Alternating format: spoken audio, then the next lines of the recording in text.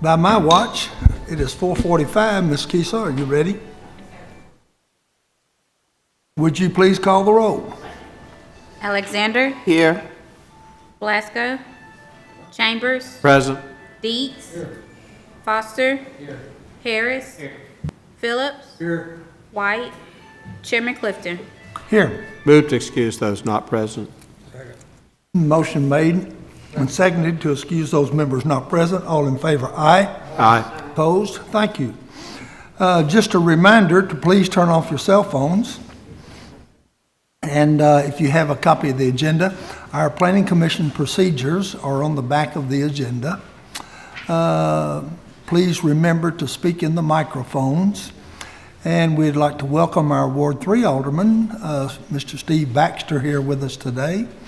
And our Ward 4 Alderman, Mr. Murray Witcher, here with us today. Thank you all for coming to be with us. You all have been submitted a copy of the minutes of our previous meetings. Are there any additions or corrections to the minutes? Move for approval. Motion made and seconded. The minutes of previous meeting be approved as submitted. All in favor? Aye. Aye. Opposed? Thank you. Mr. Spencer? One administrative item. I put in front of each of you an email from Alderman Taylor concerning item number 4. So Okay. He was wanting to make the meeting but couldn't attend it. So Okay, I have it in front of the item when it comes up. If you're here for a conditional use case number 2016-6 to allow a used automobile outdoor sales lot in a C4 zone located at 2006 Highway 161, that item has been postponed. So if you're here for that, we will not be hearing that today. We will go right into our Development Review Committee report. Mr. Don Chambers. Thank you, Mr. Chairman. The Development Review Committee met and considered item SD 2016-14, AT&T Industrial Edition, Lot 1R, site plan review of a 30-foot cell tower at 2207 Central Airport Road. The applicant was present and agreed to all items 1 through 7 in subsections, and with that, the Development Review Committee recommends approval. Thank you, Mr. Dietz.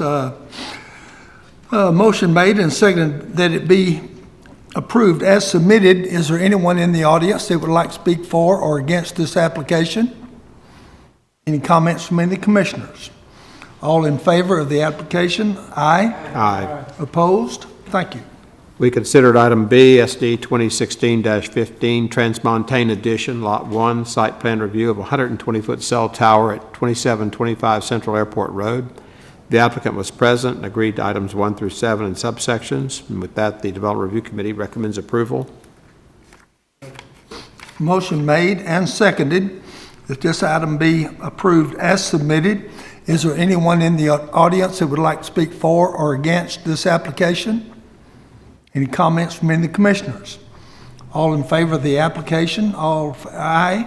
Aye. Opposed? Thank you.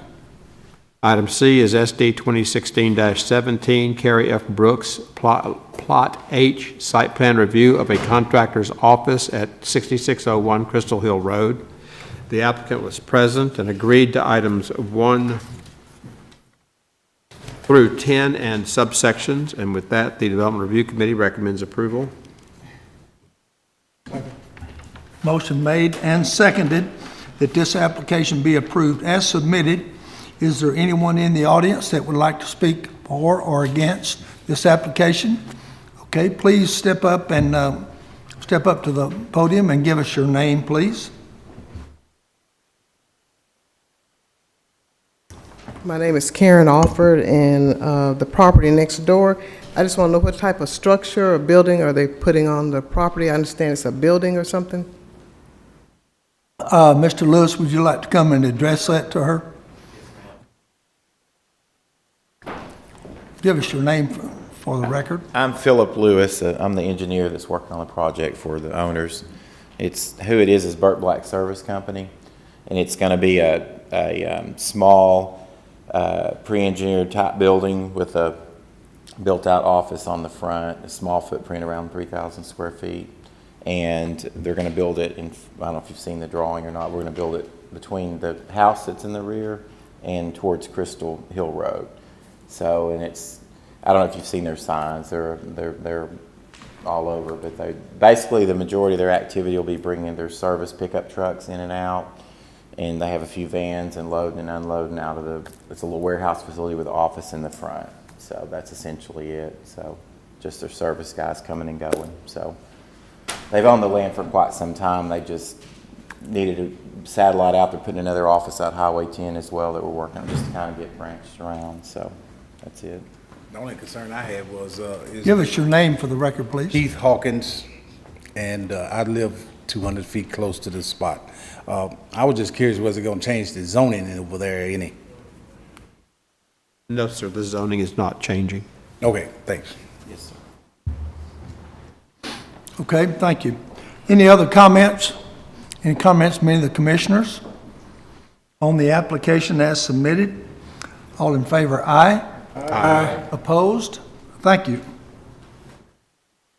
The Development Review Committee also met to consider item D, SD 2016-18, Strawn's Addition, Lot 9DR, site plan review of a gym and education building at 5601 Pritchard Drive. The applicant was present, and we agreed to items 1 through 9 and subsections, and with that, the Development Review Committee recommends approval. The motion made and seconded that this be approved as submitted. Is there anyone in the audience that would like to speak for or against this application? Any comments from any of the commissioners? Mr. White? On the waiver of the sidewalks, they said they'd previously been waived, and we're doing a gym and an educational building. Tell me why we waived them before? Mr. Chambers? You got me. It was Why would we waive 10, sidewalkers 10, for- 11 years ago. It was industrial, and we rezoned a couple of lots to commercial. But city council, they signed the item, and you guys approved it. But like 6 years ago? Oh, longer than that. Or 7 years ago, so we can't come back and make it a requirement now? Because we're talking... Not really, because it was waived for the whole subdivision. Yeah, well, we're talking about a gym and an educational building. Is that kids or young adults, or who's going to be playing? It's part of their church campus. I know, I The understand. applicant, please come up. No one's going to be walking to this site. What about around the site, or? There's no? not, there's a McDonald's that's 3/4 of a mile away, probably, but there's no neighborhood around it. Okay, all right, I'm good. I was just curious why we would waive it for a gym and an educational building, and I didn't know that we had a rule, if you waived them 6 years ago, it would still apply today. Yep. Okay, I'm good. Okay, thank you. Good job, Mr. Chairman. I got Mr. Foster? Sean, let me ask for clarification. I noticed they're going to ask them to pay the in lieu fee for the, stormwater detention. It's $5,000 an acre. I was understanding it was $500 an acre. Residential's 500, anything non-residential's 5,000. Thanks. But they're not paying for the whole acreage. It just, Right, the right. rooftop, so whatever the acreage of that rooftop is what they're paying on, and any new pavement. Okay, thank you. So any grass that's going away, they pay for that difference. Okay. Okay, on the application, all in favor, aye? Aye. Opposed? Thank you. Thank you, Mr. Chambers. We'll move right into the public hearing. Item number 2 on our agenda is a conditional use case number 2016-7 to allow outdoor rental storage in a C4 zone located at 3719 East Broadway in North Little Rock. Is the applicant here? Give us your name for the record, please. My name is Mike Marler with Marler Engineering Company, and I represent Hums Hardware. Okay, this has been before the Development Review Committee, and it has been presented to them. And anything that we asked them to do, they have agreed to that. Is that correct? Yes, that is correct, and also I'd bring to your attention, we do have a request for waiver of the sidewalk on Dixie Street in this application. that I think staff recommends also, so. Okay. All right, is there anyone in the audience that would like to speak for or against this application? Any comments from any of the commissioners? Please call the roll on the application. Alexander? Yes. Chambers? I really want that sidewalk. Yes. Deets? Foster? Yes. Harris? Yes. Phillips? Yes. White? No. Chairman Clifton? Yes. The application did pass. Mr. Spencer can tell you where to go next. Okay. Thank you. Okay, thanks, Sean. Appreciate it very much. Item number 3 is conditional use case number 2016-8 to allow a contractor's office in a C3 zone located at 6601 Crystal Hill Road. And this application was before the Development Review Committee earlier. Is there anyone in the audience that would like to speak for or against this application? Any comments from any of the commissioners? This is the rezoning of that contractor's office that you asked about earlier.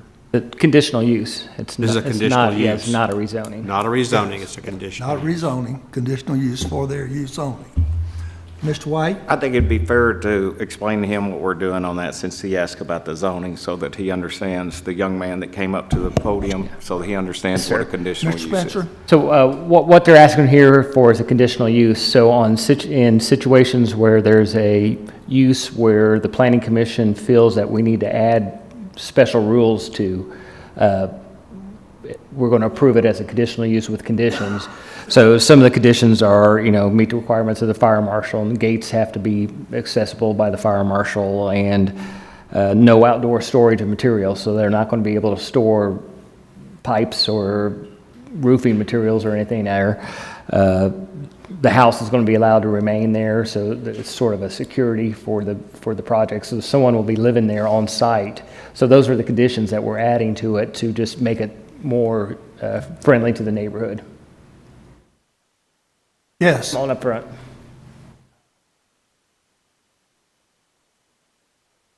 Development of that 100, Highway 100 between 40 and 440, 430.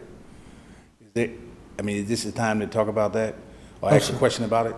No, sir. Okay. And it's the wrong, that's a state highway, so we wouldn't be the group to talk to y'all on that. Thank you. On the application, please call the roll. Alexander? Yes. Chambers? Yes. Deets? Yes. Foster? Yes. Harris? Yes. Phillips? Yes. White? Yes. Chairman Clifton? Yes. The application did pass. See Mr. Spencer, and he can tell you where to go next. Okay. Item number 4 is rezone from R4 to an I2 to allow for truck and outdoor material storage at, what is our address there, Sean? 1700 Washington. 1700 East Washington Avenue.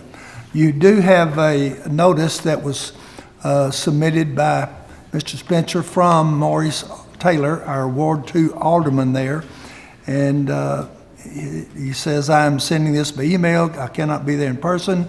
I think an I2 zoning is too intense for the area, so this is in opposition to the request. This is from our Ward 2 alderman there. Is the applicant here? Okay, give us your name for the record. Jim Walker. Okay, and tell us what you'd like to do there. We've got a fenced-in area that we own the whole city block across the street, and for years Fisher Lime and Cement parked trucks there. But it's got to the point where ABC needs more storage space outside for shingles and roof insulation, things like that, that they need to utilize that space for more than just trucks. Okay. All right. Is there anyone in the audience that would like to speak on this application for or against? Yes, sir. Murray Witcher, Alderman Ward 4. This particular property is being utilized now by ABC. They are a roofing company. If you go down East Washington, you'll see trucks backed out in the middle of Washington Avenue, which is a hazard from traffic standpoint and from residents in that area. One of the goals of redesigning this property and rezoning it is to offload those materials inside a fenced area in the 1700 block. I will also tell you that they have almost 25 employees. They do and bring into this city sales of somewhere between $15 and $20 million a year that they generate in sales tax for us. This is a very important business to us. This business is growing.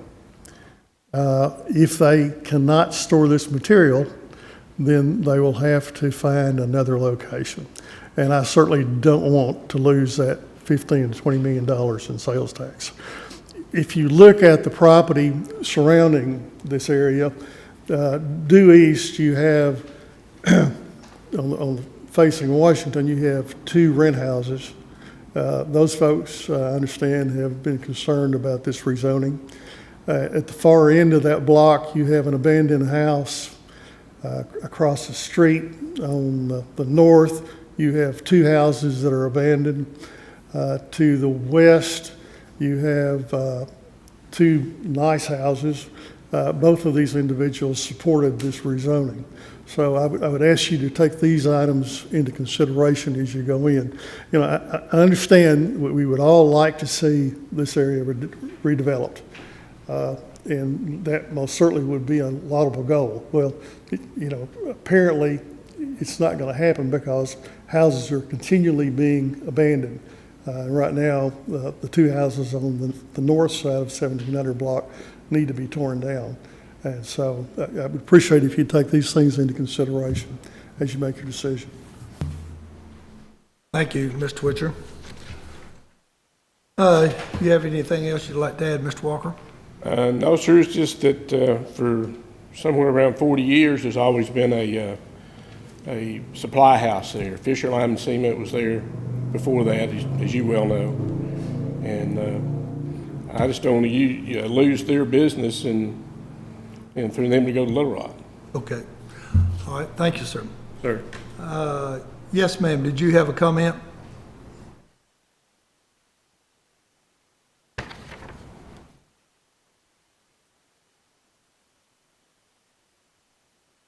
Hello, I'm Victoria Brown, and we own the property on the corner of 1800 East 2nd. And it's true, there are some things falling down and everything over there, but all of it's not falling down. And some of us trying to restore that property. Some people still live in the property over there, and they're older people. And even though I don't live there, I've had to rent it to someone who was in a wheelchair. And I would not like to have people, that noise and that dust from those trucks coming and going next door over there. The noise of the trucks coming and going, the 18-wheelers delivering and dropping off stuff. It'd be a bit much to sleep with all the noise going on.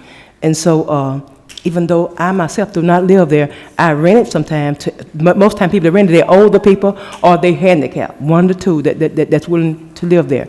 And so I don't want to put that burden off on them, that's all. And so, thank you. Thank you, Ms. Brown. You're welcome. Go a little later, yeah. Yes, ma'am, go ahead again. Give us your name again. Yes, I'm Ethelene Taylor, and to the board, I appreciate the opportunity to come before you. And I would just like to say that I am against that property being used for storage and big trucks. I was over there the other evening, and as I sat there, it was about 3 big trucks come in. And when they come in, they were just, it's not concrete. It's not, it's like dust. When they big truck come in, dust and stuff they be throwing up dust. And they have these It's like a two-wheeler on the back of the truck. It's not a two-wheeler, it's like a pallet jack or something like that on the back of the trucks, and they come in and they park over there on the end, because I guess that's where they are told to park for now, you know, in order to have the space open so they can come in. And so, but it was about 3 or 4 come in that evening, right within 5-10 minutes of each other. And my concern is, too, is that the people that live in that area, most of them are retired people or they are older people. And the trucks make noise, and there's no certain time, I guess, they are supposed to come in and drop, you know. And so, you know, if they are resting, they don't want to be disturbed. I wouldn't think they would want to be disturbed. So for that reason, I'm against it. I don't live in the area, but I do own property right there in the area. I own 3 lots right there in that area within the 200 feet. And I would suggest that those people be given the opportunity to relax and rest when they can. And then 2, if you're sitting outside, you're looking over there, and if you're going to have the roofing stored, you're going to be looking at all the roofing, and you can't see across this to the other side. All the roofing most likely going to be stored up there. The big trucks are going to be backed in or pulled in, and they won't be able to see on the other side, see what's going on in the neighborhood, you know. For that reason, I'm against it. Okay. Thank you, Ms. Taylor. Thank you. Mr. Foster? Is it my understanding that what we're doing here is just cleaning up a situation that's been occurring down there for years? In other words, has it been used for materials and in trucks already? This has not, it's only been the southern half of the block, and it's Okay. been an ongoing concern of code enforcement, and we've been allowing vehicles to store there, but every 3 or 4 years, we have a issue with the materials being stored there, so it bounces back and forth. But in '99, they asked to rezone to allow this, and then again in 2006, it was asked and denied. The next question was, I noticed on the maps you gave us, you know, showing the zoning and the residents and the addresses of those houses along there, it only extends out about 1.5 blocks on each side, east and west of this site. Are there other industrial sites on that way north down. side of Washington Avenue? Further way down there is, but most of the industrial, a majority of it is on the south side. So it has not crept across the road right in this area. Except for United Fence, is it close? That's all done under a special use. Well, you know, I understand the plight of the residents down there, but also understand, you know, economic development in our city, retention of businesses there too. And it's kind of is there some way that we can look at this a little bit differently and instead of a rezoning, maybe a conditional use that we could, or a special use, some kind of a deal that we can kind of satisfy the residents with some screening and that kind of thing, and then still allow this to occur? Because I know that business has been there a long, long time, and there's a lot of people in and out of there. And the alderman was correct. I drive by there quite frequently, and if trucks are not pulling out on the highway, the trailer's about halfway into the street there. What I want to do is let's try to help these people and still be sensitive to our neighbors. What else can we do other than just a simple let's rezone it? You know, I mean, that's kind of straightforward, but is there not some other mechanism we can use? That's their request. So we recommended a special use, but they wanted to go to I-2. So, I have a solution. So they went against that. But even if this was approved and went approved by city council, an 8-foot wood fence would be required around the whole property Sure, per the zoning exactly. ordinance. So even though there's no special use or whatever, there's still an ordinance that says between industrial and residential, there's an 8-foot wood privacy fence going around the property. So that would have to happen no matter what. Are there any landscaping requirements on street trees or anything like that? There would be some, not street trees, but we would have a buffer requirement that would be, I don't have it in front of Will me. that be but there's between the something- street and the fence, or if it occurs behind the fence, It's usually on the outside of the the Charlie, I have a suggestion. Okay, Mr. Chambers? there's another way of getting this done, and that is if the applicant, I won't support a straight-up zoning, and I don't think our buffers are strong enough or anything to make this palatable to the neighborhood, but if the applicant filed for a planned unit development and showed the property, showed how the materials were stored, showed the circulation on the property, showed a 25-foot buffer around the west, north, and east sides of it, and basically made it a much softer, more palatable use that would fit into the neighborhood, I could begin to look at it a little bit nicer. But a PUD would be the way to legislate a bigger buffer, better screening, better noise control, things like this that would make it fit better into the community.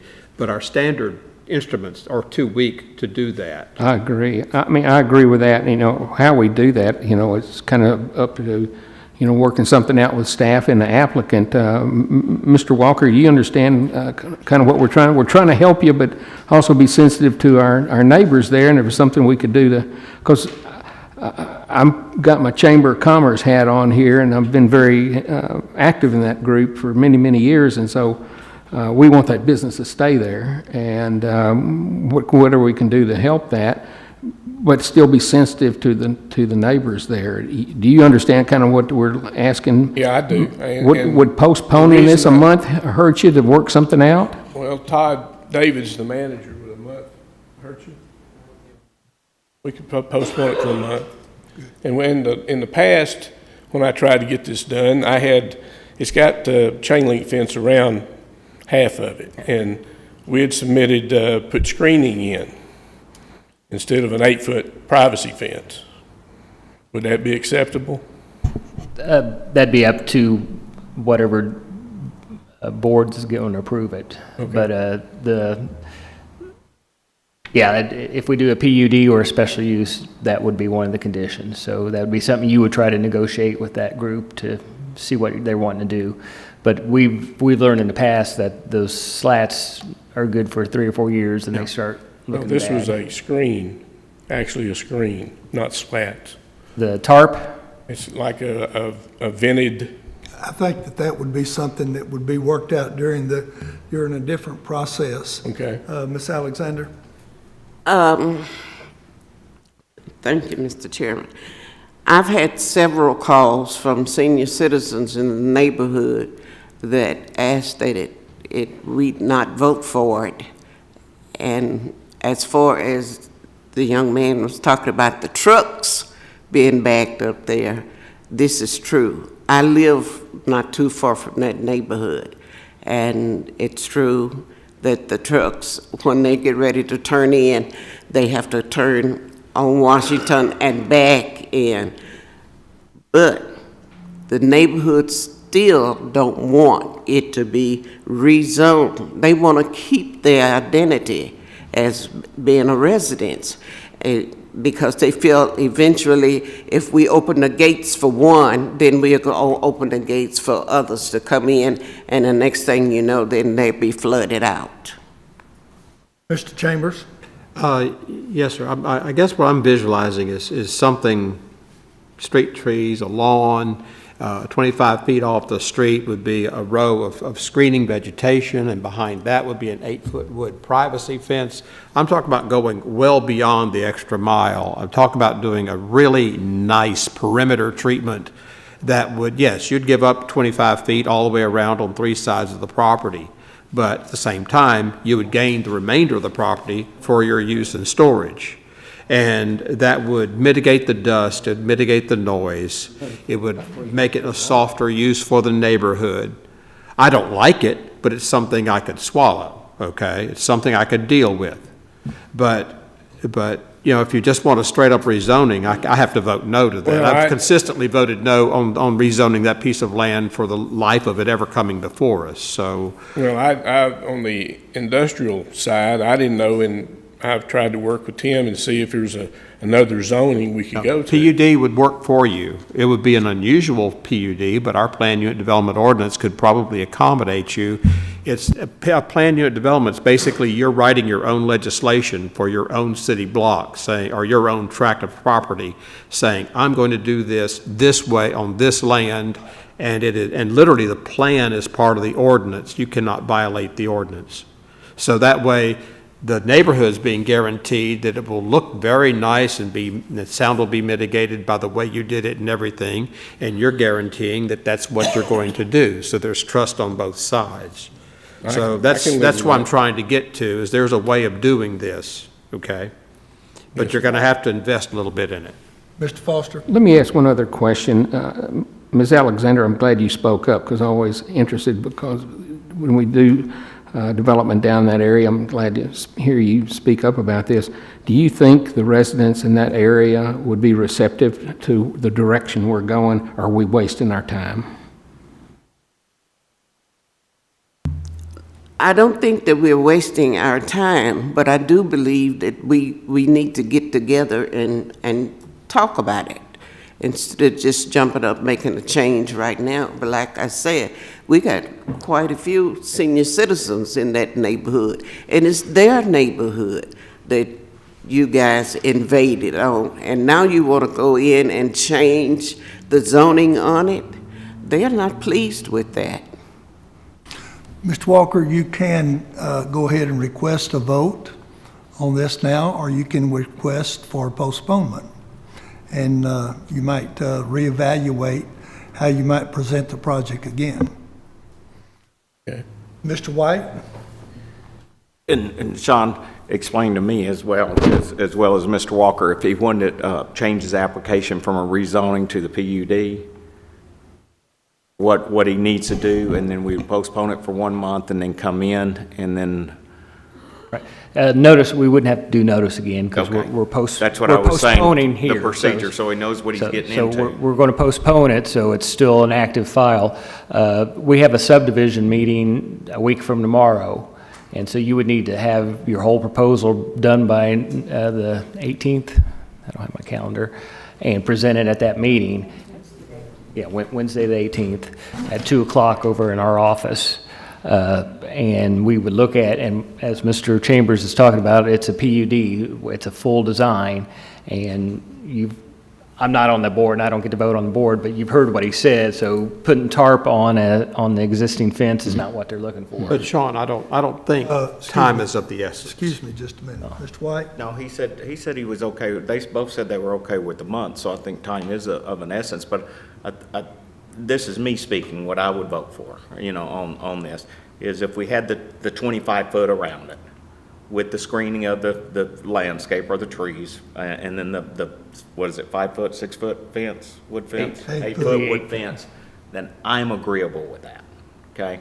And that's what I think, and then you would go in front of the we don't call it subdivision committee. Design Review Committee. Yeah, that committee, and work it out, and they would approve it and bring it to us on our meeting a month from now, and then we would vote it yay or nay, and then you would either say, yeah, I'll do the fence, or I'm not doing the fence, or whatever.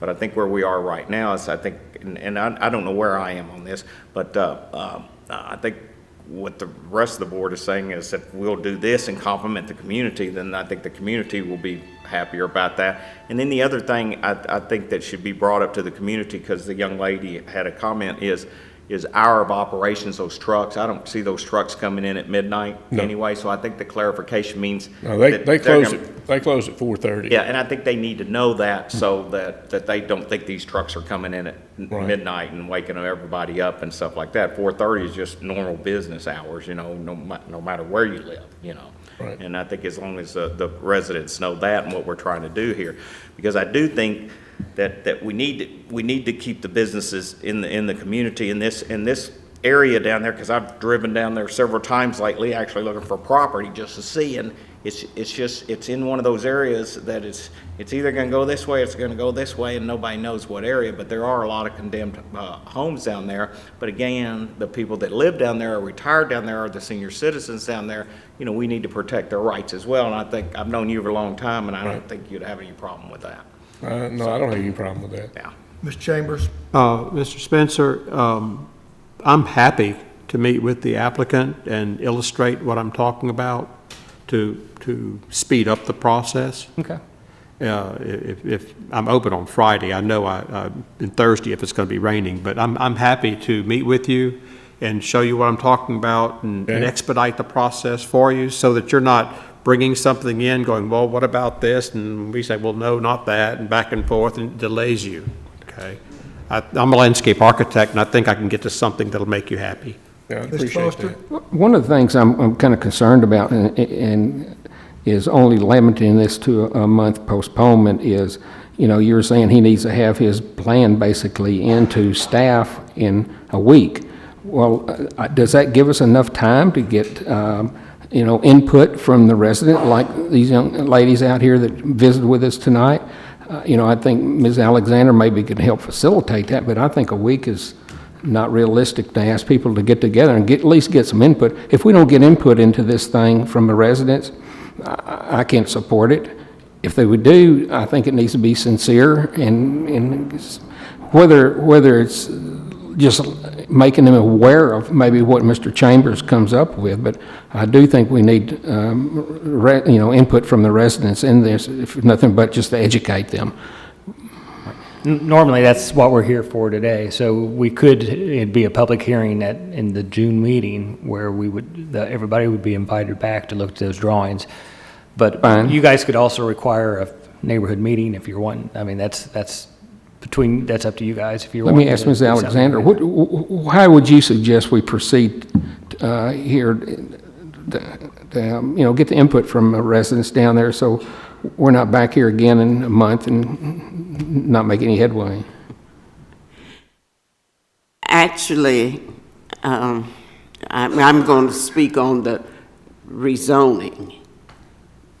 The neighbors, the senior citizens, the people that live there are asking that we not let it go through because that's their home and it's residential, and they don't want to give it up.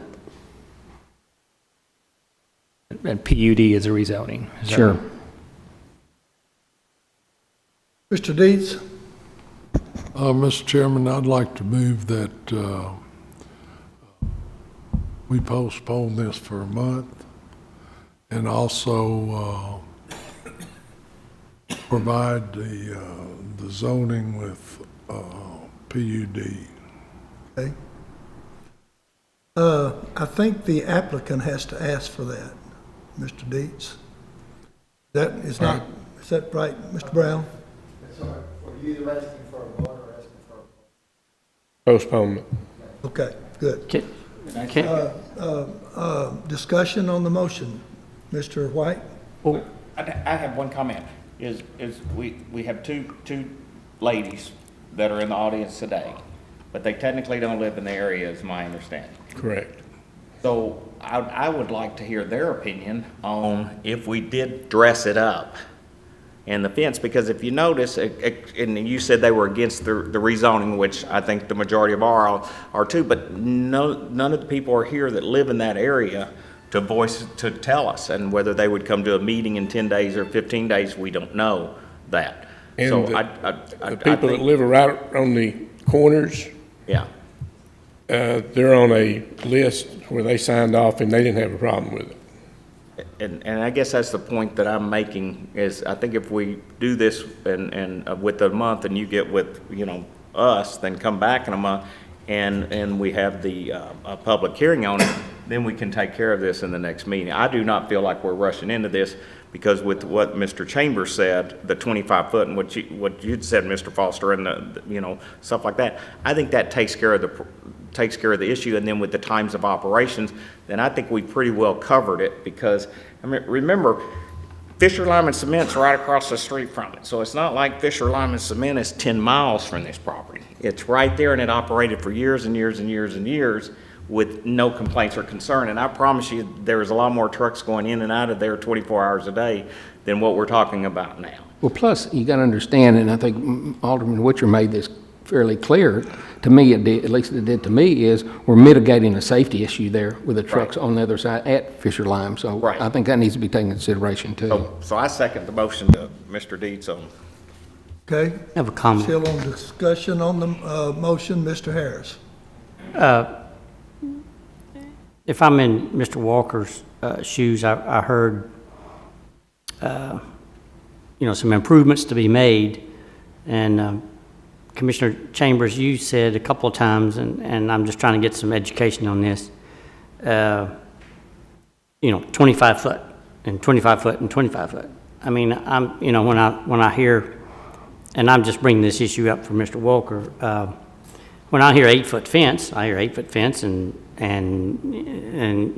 that's, I don't know. I mean, that's going to be nice, and 6 foot back, 6 foot back or 8 foot back, put a Leland cypress and water the heck out of it. And I'm just curious. I'm trying to get education about 25 foot, I guess I'm just needing. 25 foot's a typical building line. If you imagine the fence would be kind of like a building.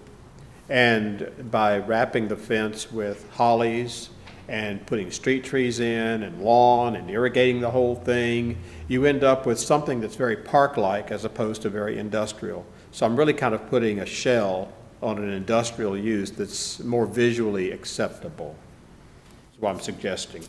And one question on that, would you do that just in this? Would you require that? And or would, since they're going to meet in front of you, would you require that on East Washington as well, as far as the landscaping, the 25 foot and all that? This development, the East Washington, I was leaving open to discussion, but this development does ask, or it seemed to suggest that the traffic pattern between, that across the street be coordinated in some way so that the entrances line up. Right. And that street trees go in, and generally you dress up the area as opposed to making Washington kind of an alley between two industrial sites. I was just Just kind of making it nicer. Yeah. Okay, any other comments on the motion?